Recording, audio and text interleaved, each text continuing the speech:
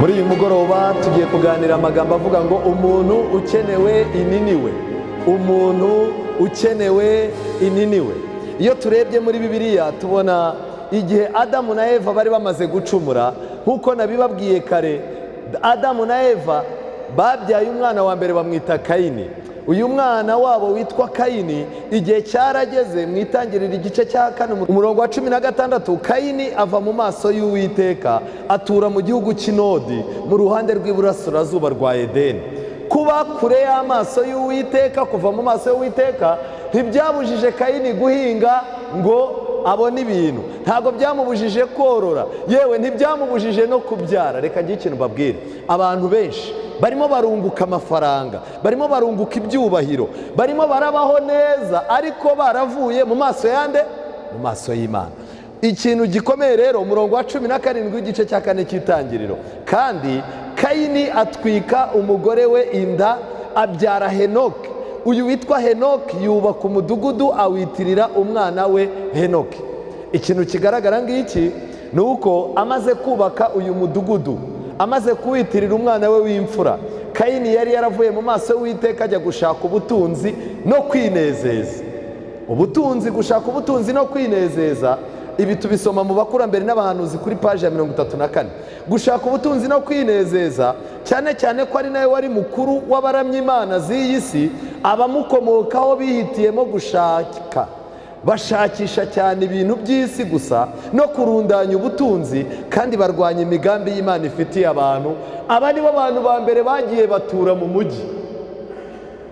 Ntibyari gahunda y'Imana ko abantu bayo batura mu mujyi, ariko mu mujyi nawo urimo ibyaha byinshi. Rero bamaze gukora uyu mujyi, ikintu gikomeye, hashize igihe urubyaro rwa Nowa narwo nyuma, urubyaro rwa Nowa narwo rwiberaga mu misozi, inkuge yahagazemo. Uko bagwiraga nabo batangiye kudahuza, bacikamo ibice kuko guteshuka ku Mana. Abifuzaga kureka umuremyi wabo bakanga no kubahiriza amategeko ye, bahoraga barakazwa n'inyigisho z'ingenzi za bagenzi babo. Ikintu kigaragara ni iki, bivugwa yuko bagiye gutura mu kibaya cy'Ishinari ku nkengero z'uruzi rwa Efurate, bahakunduye ubwiza n'uburumbuke byaho. Aho niho biyemeje kubaka umudugudu munini cyane, kandi hagati yaho bagashyiramo umunara muremure cyane, isi yose ikazawutangarira. Abakurambere n'abahanuzi paje 52. Ahantu umwana wa Nowa, abana ba Nowa bagiye kwibera igihe bubakaga umunara wa Babeli, ni naho muri busange muri icyo cyerekezo, mbere y'uko isi irimbuzwa umwuzure, nicyo cyerekezo bene Kayini bagiye kubamo. Kandi umugambi wari uwo guhuriza abantu hamwe b'abanyabyaha kugira ngo iterambere ryabo baryihutishe, imibereho yabo. Ariko nanone hari hariho n'umugambi wa Satani wo kwanduzanya. Ikintu kigaragara rero ngiki, uwo mujyi nyuma baje kuwita ahantu bari bubatse umunara w'i Babeli. Ni muri icyo gice n'ubundi baje gushyira umujyi bawita Niniwe. Uyu mujyi witwa Niniwe uvugwaho ibintu byinshi cyane muri Bibiliya. Wiswe Niniwe bitewe n'ikigirwamanakazi cy'ikigore cyari igishushanyo cy'umuntu kivanze n'ifi. Ifi ifite ikindi kintu gikomeye cyane isobanura. Rero uyu mujyi wari umujyi uhagarariwe n'iki kigirwamana gifite ishusho y'umuntu hejuru, hasi ari ifi. Uyu mujyi bawubatse nk'ubuhungiro bw'ababi, wari ufite amarembo 5. Iyi niwe ndimo kuvuga. Iyi Niniwe yari ifite irembo ryakoreshwaga, ryacibwagamo n'aborozi. Hari irembo ryitwaga Nergal Gate, cyari ikigirwamana cya Nergal. Ryari irembo ryifashishwaga mu gihe cy'iminsi mikuru. Biratangaje. Hari irembo rya gatatu ryitwaga Adad Gate, ryari irembo ryitiriwe ikigirwamana cyitwa Adad. Hari irembo rya Shamash Gate, irembo ryitiriwe ikigirwamana cy'izuba. N'uyu munsi wa none gusenga ku munsi w'izuba, abantu berekeye aho izuba ryakomotse, kiracyari ikigeragezo. Harya buriya iyo murimo gusenga ku cyumweru, mu cyongereza icyumweru cyitwa ngo iki? Sunday. Mu mujyi wa Niniwe nibo bantu ba mbere batangiye ubushakashatsi bwo gusenga izuba. Kandi uyu munsi wa none isi yose igiye kwerekezwa mu misengere yo kuramya izuba berekeye aho rirasira. ikintu gitangaje ahangaha muri aya marembo y'umujyi wa Niniwe, irembo ryitwa iminsi mikuru ryari rikomeye.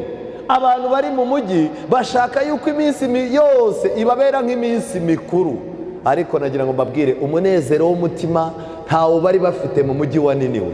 Imana yakurikiranye amateka mu gitabo cya Yona igice cya mbere. Noneho ninde muntu wari ukenewe wajya i Niniwe ko nabo bari abantu b'Imana? Buriya Imana ikunda abanyamujyi cyane, ariko bo nta mwanya bajya bayibonera. Bibiliya igice cya mbere cya Yona umurongo wa mbere, Bibiliya ivuga ngo iki? Ijambo ry'Uwiteka ryaje kuri Yona mwene Amitayi riramubwira riti, haguruka ujye i Niniwe wa murwa munini uwuburire, kuko ibyaha byabo birundanije bikagera imbere yanjye. Abanyamujyi kubera iterambere, kubera ubushobozi, icyo bashatse cyose bakakigeraho, barundanya ibyaha kugeza igihe bigera mu matwi y'Imana. Ugeze hehe urundanya ibyaha? Kandi Yona arahaguruka ngo acikire i Tarushishi ahunga Uwiteka. Yona amanuka i Yopa abona inkuge ijya i Tarushishi, maze atanga ihoro ajya mu nkuge ngo ajyane n'abandi i Tarushishi ahunga Uwiteka. Maze Uwiteka yohereza umuyaga mwinshi mu nyanja. Mu nyanja haba ishuheri rikomeye, inkuge yenda kumeneka. Abasare baterwa n'ubwoba, umuntu wese atakambira ikigirwamana cye.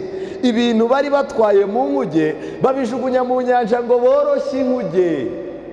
Ellen White yavuze yuko iby'iki gitekerezo kivuga nabyo bizongera bikaba. Ubwo rero dukeneye kumenya, ese i Tarushishi ni he? I Niniwe ni hehe? Ubwato ni ubuhe? Ese ni ibiki bisabwa kujugunywa kugira ngo ubwato bworoherwe? Kandi ni ryari ku isi abantu bose bazahamagarirwa gusenga ibigirwamana byabo ngo isi igire amahoro n'umutekano? Birahura. Ikintu gikomeye, ariko Yona we yari mu nkuge hasi cyane aryamye yisinziriye. Nuko umutware w'inkuge araza aramubwira ati, wabaye ute wa munyabitotsi we? Byuka utakira Imana yawe, ahari Imana yawe yatwibuka ntiturimbuke. Bose baravugana bati, nimuze dufinde tumenye utumye dutezwa ibi byago. Ese ni ryari ku isi hazabaho igihe isi izicara igahiga ishyanga, bakicara bakajya mu bushakashatsi? Ni abahe bantu bari ku isi barimo gutuma imyuzure iba? Ni abaki barimo gutuma izuba ryotsa abantu cyane? Ni bande barimo gutuma amafaranga abura? Ni bande batuma abaturage b'isi batayoboka leta zabo? Ubwo bushakashatsi na tombora zizakoreshwa, kandi hari abantu bazagaragara yuko aribo babiteje. Yona baramubaza bati, tubwire, utumye dutezwa ibi byago, ukora murimo ki? Uraturuka he? Uri uwo mu kihe gihugu? Uri bwoko ki? Ibibazo bine biri imbere yawe ukunda kubazwa mu kazi kandi uzabazwa mu minsi iri imbere. Yona arangije arabasubiza ati, ndi Umuheburayo, nubaha Uwiteka Imana yo mu ijuru, yaremye inyanja n'ubutaka. Amen. Murebe mu Byahishuwe igice cya 14, hari ishyanga rigomba gukanguka. Imana yahaye misiyo yo kujya kubwiriza ubutumwa i Niniwe, ariko kubwo gutinya aho amateka ageze, hari ishyanga ririmo gutega rijya i Tarushishi. Aba bantu kandi uramutse umenya umwihariko wabo, Ibyahishuwe 14 umurongo wa 6, nuko mbona marayika wundi aguruka aringanije ijuru, afite ubutumwa bwiza bw'iteka ryose, ngo abubwire abari mu isi yose, mu miryango yose n'amoko yose. Avuga ijwi rirenga ngo, mwubahe Imana mugire gute? Muramye iyaremye ijuru n'isi n'inyanja n'iki? Birahura ntago bihura? Birahura. Ikintu gikomeye, maze aba bantu bafatwa n'ubwoba bwinshi amaze kubabwira ibyo ukoze ni ibiki? Kuko abagabo bari bamenye ko ahunze Uwiteka, kuko yari abibabwiye. Baramubaza bati, tugire dute ngo inyanja iduturize? Kuko inyanja yiyongeraga kwihinduriza. Yona umurongo wa 12 arabasubiza ati, nimunterure munjugunye mu nyanja, nayo irabaturiza, kuko nzi yuko ishuheri yabateye ari njyewe ibahora. Ariko abo bagabo baragashya cyane ngo basubire hakurya imusozi, ariko ntibabibasha, kuko inyanja yiyongeraga izikuka ikababuza. nicyo cyatumye batakira Uwiteka bakavuga bati turakwinginze Uwiteka, turakwinginze twe kurimbuka tuzira ubugingo bw'uyu muntu, kandi ntudushyire mu rubanza rw'amaraso y'udacumuye, kuko ari wowe Uwiteka ukoze icyo ushaka. Nuko baterura Yona bamujugunya mu nyanja, inyanja iratuza, maze abo bagabo bahera ko batinya Uwiteka cyane, bamutambira igitambo, bahiga imihigo. Twinjire mu cyigisho. Yona, hari ibintu bidasanzwe biri muri iki gitekerezo.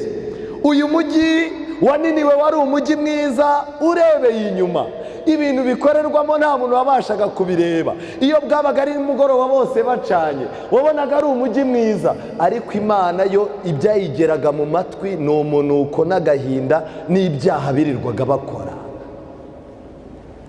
Umuntu yamanutse hano i Shyorongi atangiye kwitegereza umujyi wacu, ni mwiza cyane, dufite imihanda myiza kandi turacyakomeje kugira ngo igihugu cyacu kibe cyiza. Ariko nagira ngo mbabaze, raporo zigera mu ijuru za twese abasirimu, abirirwa bambaye amakositimu, abantu dufite amatelefone meza, abantu b'abanyamafaranga n'abanyamashuri bize, abantu bafite inzu nziza, nagira ngo mbabaze, ijuru ritureba gute? Iki cyari icya mbere. Muri uyu mujyi kandi umurwa wakorerwagamo ubucuruzi mpuzamahanga, ibi byari byarabatwaye umwanya wabo wose. Ninive yari ifite imihanda iyinjiramo ikagira n'imihanda iyisohokamo. Abantu bose bumvaga nibaramuka bageze muri Ninive hagati, n'uwari umukene atazongera gukena. Ariko muri Ninive hari harimo abatindi nyakujya.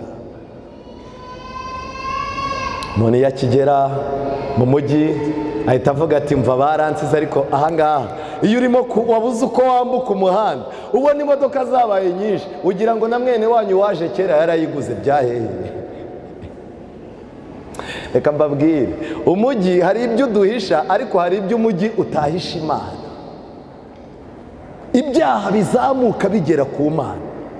Uyu mujyi kandi wari urimo kumena amaraso mu buryo butandukanye.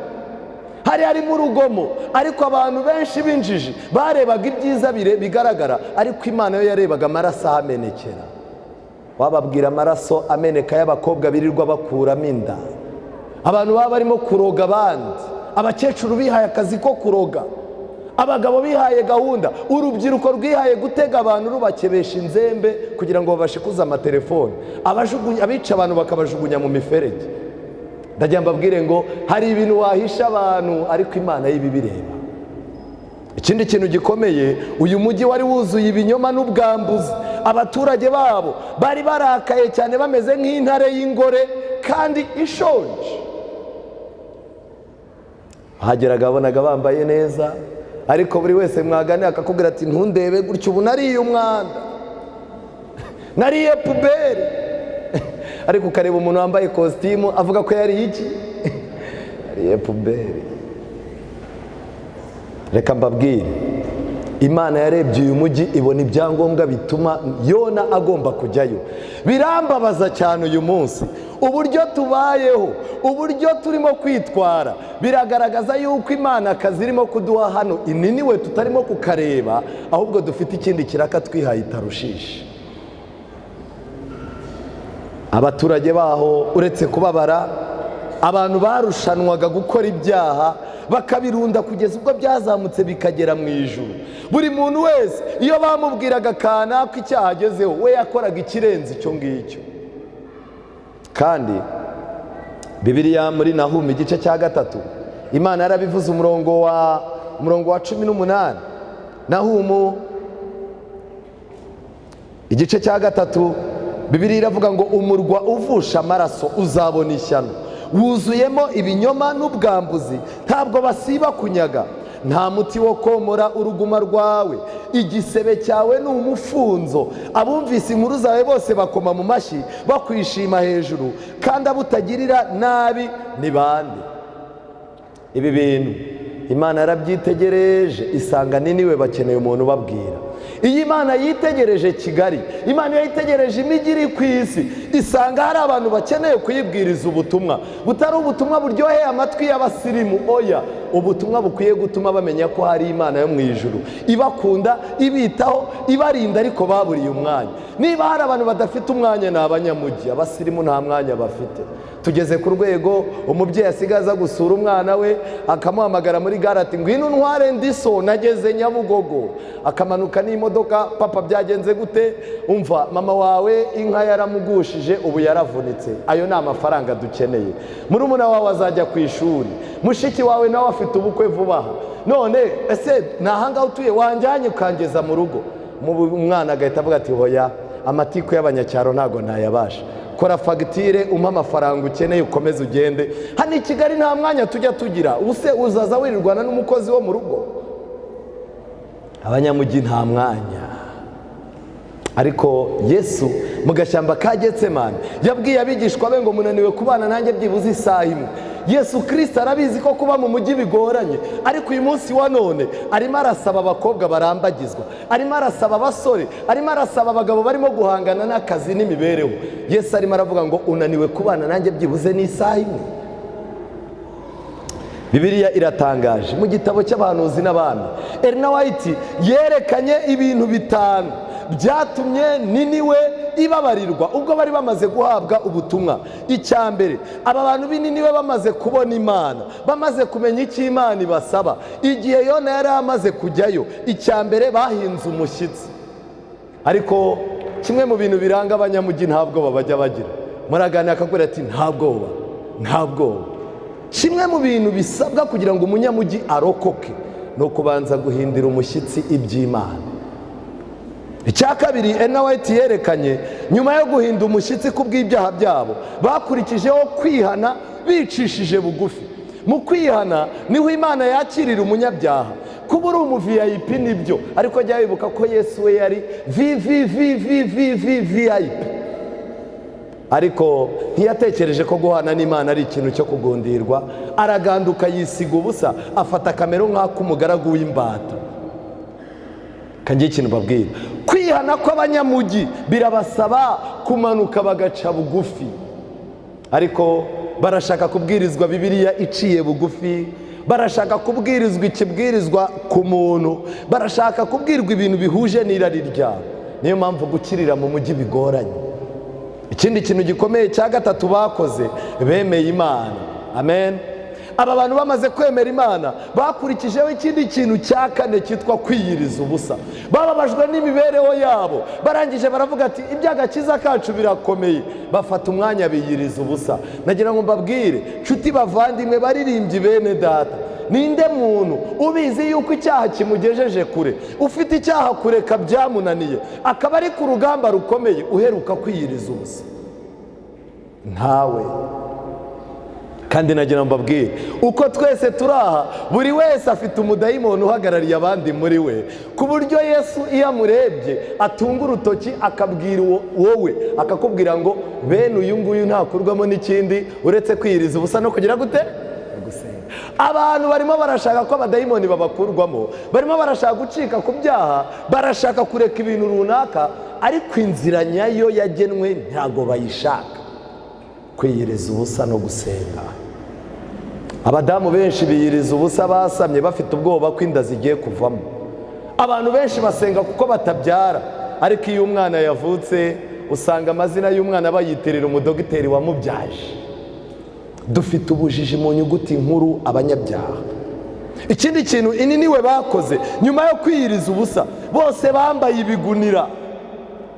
Kwambara ibigunira ni iki? Ni ukubana n'ibyoroheje. Ntabwo uyu munsi kwihana bisaba yuko wambaraga neza bireka. Ntabwo kwihana bisaba yuko umuntu wanezerwaga bireka. Ntabwo bisaba kugurisha imodoka. Ntabwo bisaba yuko uva mu nzu nziza ngo ujye mu mbi. Umutima uciye bugufi uba wambaye ibigunira imbere y'Imana. Mbene uwo nguwo Imana iwambika umwambaro wera.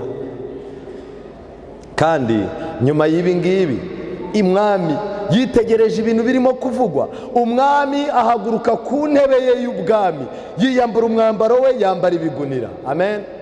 Twese dufite intebe y'ibyubahiro. Hari ufite intebe y'ijwi muri korari, iyo ntebe yarayiteye, kuyimumaniraho biragoranye niyo wabwiriza ibiki. Hari umuntu ufite intebe y'icyubahiro mu rugo iwe, hari umugore ufite intebe y'ubwiza ku buryo utapfa kuyimumanuraho. kwihana nyakuri gutuma umuntu amanuka ku ntebe ye igahabwa Kristo. Amen. Ngiki kintu gikenewe. Aba bantu bari abantu badasanzwe. Yona rero hari ibintu ahuriraho natwe. Yona yatekereje ku bushobozi, ku bushishozi bukenewe, ingorane ziri mu murimo Imana yamubwiraga n'ibintu bidashoboka Imana yamubwiraga, arangije afata umwanzuro wo gucika Imana atavuze. Reka ngira ikintu mbabwira, umuntu wese ushaka kureba ku bintu akavuga ngo ibi n'ibi nibiba Imana nzayiyegurira, nzihana nanjye nabonye amafaranga, nindangiza amashuri nibwo nzaruhuka isabato, buriya nanjye ningira urugo nkaba maze kubaka akazu, nanjye noneho nzatangira kuzaza nyobora mu itorero. Uyu muntu ntazapfa ayoboye. Abantu bose babanza kwereka Imana inzitwazo kugira ngo nizikemura bari bwo bazayikorera, nta n'umwe uzagira amahirwe yo gukora uyu murimo. Cya kabiri, mu bigaragara byasaga n'ibidashoboka, ariko ibidashoboka ku bantu ku Mana birashoboka. Muri uko gutindiganya arimo gutekereza ibintu Imana itageneye ko atekereza, niho Satani yamufatiye. Igihe Yona yagiraga ubwoba yafashe umwanzuro wo gucika Imana. Aya magambo ngiye kuvuga buri muntu wese ayatahane. Igihe yapangaga gucika Imana yahise abona ubwato bwiteguye kugenda. Umuntu wese urimo gupanga gucika Imana ntazabura ubwato bumusubiza aho yahoze. Nibyo ntabwo ari byo. Iyo ugiye gusubira inyuma ushaka gusubira mu nzoga, ubona igare ry'abantu musengana nabo bazinywa barakorohereza. Umuntu wese ushaka gucika Imana, umuntu ushaka kugira icyaha runaka ajyamo, azaza asanga hari ubwato bwiteguye kugenda. Ariko nagira ngo mbabwire ikintu kibabaje, kuva mu bupagani wongera kugaruka ku Mana, kubona ubwato biragoye ujyamo. Ugendana n'abaki? Abacuruzi bagenzi bawe mugendana bameze bate? Ubwato uteze muri ino minsi, wa mumama we, wa mukobwa we, wa mujene we, n'ubuhe bwato uteze bushoye burimo kwihuta muri ino minsi uharaye? Mumenye ko umuntu wese upanga gucika Imana ntazabura impamvu. Umuntu ushaka kuva muri korari ntazabura akantu yazamukiraho. Umuntu ushaka kuva mu itorero ry'ukuri ngo atwarwe n'inyigisho z'ibinyoma ntazabura ikintu aheraho. Kandi umuyaga waje mu bwato watumye hakorwa ibintu bine. Icya mbere, uyu muyaga watumye buri wese asabwa gutakambira ikigirwamana cye. Umuyaga ushushanya ibigeragezo n'amakuba mu buhanuzi. Hari ibibazo bigiye kuza, hari akaga kagiye kuba ku isi, kazatuma buri wese asenga Imana ye ku giti cye. Mutegereze murebe, benshi muri mwe murakuze mundusha imyaka, abandi mumaze igihe kinini mu nzu y'Imana, ariko niba mugifite amaso abasha kubona, ari Imana yambitse amarinete y'umwuka, biragaragara umuyaga urimo urahuha, kandi umuyaga ugiye guhuha. Ikintu kidasanzwe rero ni iki ngiki, buri muntu wese wari wiziritse ku Mana y'undi, reka da buri wese azatakira Imana ye. Icya kabiri, uyu muyaga wakoze gukora tombora, gushaka impamvu ziteye ikibazo. Uko turushaho kwinjira mu bibazo byinshi, niko tuzarushaho gushaka impamvu zidutera ibibazo, kandi nta gisubizo tuzabona. Ikindi kintu gikomeye ni uko uyu muyaga watumye ibintu bari bafite mu bwato babijugunya. Ibibazo bigiye kuza, amakuba agiye kuza, ku buryo abantu benshi bazemera gufata amategeko y'Imana n'ijambo ry'Imana babijugunye kugira ngo ubwato bw'ubuzima bwabwo bworoherwe. Benshi batangiye gusubira ku nzoga, abandi basubiye mu busambanyi, abandi basubiye mu kazi kabi bakoraga kera katemewe n'ijambo ry'Imana kugira ngo borohereze ubwato bwabo, kuko umuyaga wabaye mwinshi.